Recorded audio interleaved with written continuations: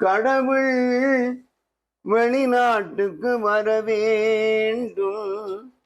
அவன் இங்கு வந்து விசா எடுக்க முனைய வேண்டும்.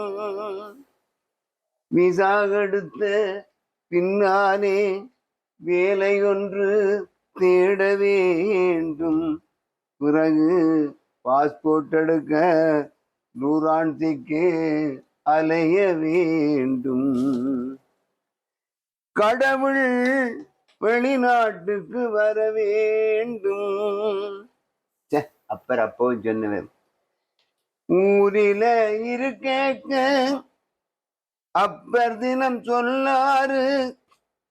படியடா படியண்டு சொல்ல நானும் கேட்கவில்லை.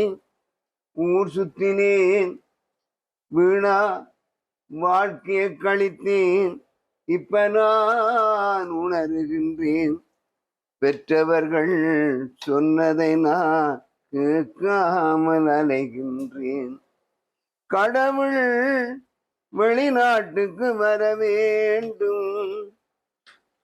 அவனை அழைத்து வந்து வெக்க சமைக்க விட்டு, சமையடா சமையன்று சமைக்க விட்டு பார்த்திருப்பேன்.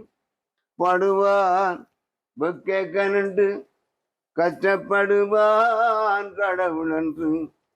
பாவி இந்த உலகத்திலே பட்ட பாடு கொஞ்சமில்லை. கடவுள் வெளிநாட்டுக்கு வர வேண்டும். வெளிநாட்டு வாழ்க்கை என்று சொல்றத கேளுங்க. இளந்தாரி பிள்ளைகளே, நல்லா படியுங்க.